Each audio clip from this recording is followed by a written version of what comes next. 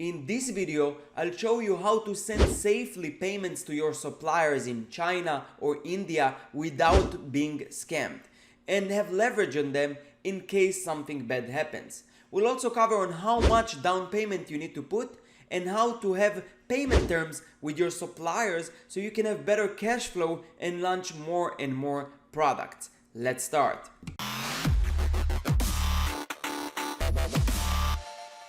What's up guys, this is Tomer from sourcingmonster.com and welcome to another video. And if it's your first time here and you want to learn more on how you can create your own brand selling private label products on Amazon and creating a scalable income from anywhere in the world, start now by subscribing to the channel and click the bell so you don't miss any upcoming videos.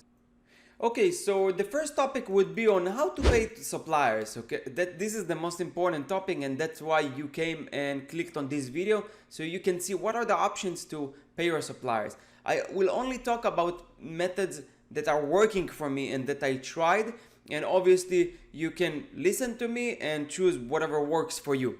So we'll start with the most common way, or 90% of the orders that I have or pay suppliers with are through Alibaba Trade Assurance. And why it's so popular by me and by many other sellers? It's so popular because you have very low risk in case something goes bad, and you have leverage on them. And let's start with the risk. So in case, I don't know, you place an order 1,000 units, I don't know, coffee mugs, okay? Each unit $2. You pay down payment like 30%, which is $300, $2,000 total. And they told you that it's going to be ready like in 15 days.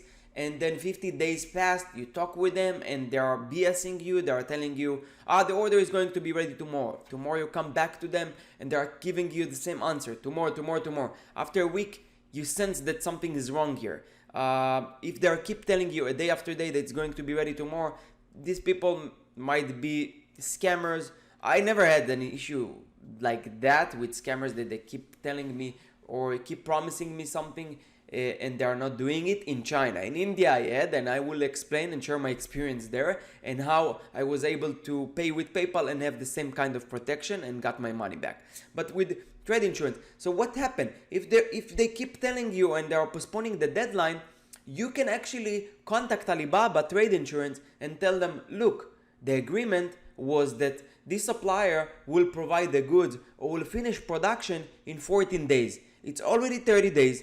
They're not really replying to me. They keep telling me a day after day that it will be ready tomorrow, and it's just not ready on time. And I don't really trust these people. Please cancel the order and give me my money back. And this Alibaba Trade Insurance, because Alibaba want more people to trust their marketplace, trust their brand, they will do really anything on your favor. They will really try to tell the factory, look, what's going on here, give them the money back, and they will hold some money as you know, as pretty much the supplier will not get the money, I think, unless they really finish the order and the order is completed. So you can get your money back. And from my experience, I used to do it with a supplier that we started an order. It was a customized order, like a custom design that required like $1,000 down payment to do this design with the artist, and they kept postponing me. So at some point I said, you know what guys, I just don't trust you. Please cancel the order. They kept telling me a day, oh, it's going to be ready in 2 days, the design, and it wasn't. So after 2 days, I gave them another chance. I didn't just contact Alibaba just like that. I really wanted to work with them and wanted them to complete it and believed that they could do it. I contacted Alibaba after like the third time that I asked them and didn't get the design. And really after a day, the manager, the owner of this factory contacted me, gave me a call and tell me, look, we're so sorry that the design wasn't ready on time. Please give us one last chance. It will be ready tomorrow. And next day, the design was there. So by really using the Alibaba Trade Insurance and involving them, they were so scared that they gave me this next day. And actually now we have a really good relationship. It was kind of miscommunication, and since the owner came, things was better. So it has power in the eyes of factories and suppliers that are in Alibaba. They are scared because they might lose the entire business. Alibaba might shut them down if they don't really use good practices. And that's something that, in case you get your goods and they are defective, you can also use that. Let's say you ordered, I don't know, I had a previous business where we ordered a ton of ring boxes. And the ring boxes the samples was great. And when we got them, like 50% of the goods were damaged, like defective. And we did this order without Alibaba. But if we would pay through Alibaba, we can just tell Alibaba, trade insurance, open a claim and tell them, look, 50% of the goods are defective. We contacted the factory and they just, told us that it is what it is. Please give us our money back. So what they could do, they could reimburse you for 50% or decide on your favor to give you all your money back. So they're really on your side and it's kind of a protection for you. That's why I would use Alibaba Trade Insurance whenever I can, whenever I have chance. Some suppliers I only pay on PayPal because they don't really have Alibaba or they prefer not to. And it works well for me because PayPal have the same kind of protection for you as a buyer when you buy items or you send payments as a service or for goods. If you send it as a friend, you're not really protected. So make sure that you choose always to send it as a goods or a service. Now, I also, when I pay on Alibaba Trade Insurance, I don't just pay with the wire transfer. I pay with credit card. And why? First of all, I pay this because I don't really use my money. I leverage my credit lines, and that's the main reason why I use it. Second reason, it gives me another level of protection. Let's say I paid with Alibaba and the trade insurance, they didn't really help me. You know what I can do then? I can contact my credit card and file a dispute on this charge and tell them, you know what, this is what I ordered, this is what I got, please reverse the payment, give me my money back. You could succeed with that, you cannot, but there is another layer of protection for you. And from my experience here with credit cards in the US, I'm not sure how it works with credit cards overseas, but here in the US, when you file a dispute and when you show proofs, they are on your favor most of the time. So this is another layer of protection. The same with PayPal. When I pay with PayPal, I don't just pay with my bank account, just wire transfer, with my own funds. I pay with credit card. The same main reason that I'm leveraging the credit lines that I'm getting from credit cards, and then another layer of protection. Wire transfer. Why I never really would suggest you to pay with wire transfer. First of all, why using your own money? You can use credit card money, leverage the credit lines that you already have, and have better cash flow. Second, which is most important, is protection.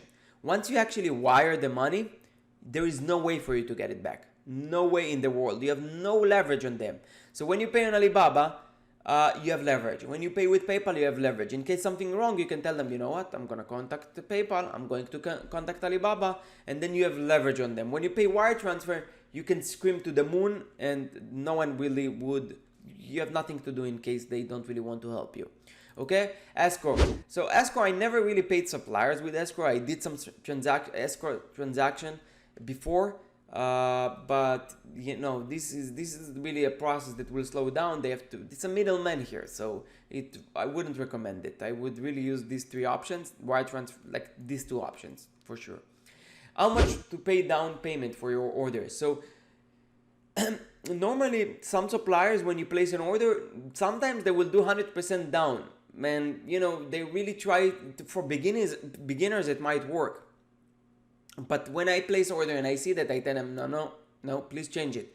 So what they do, some suppliers, they will tell me, oh, we never do like that, we'll do 50% down.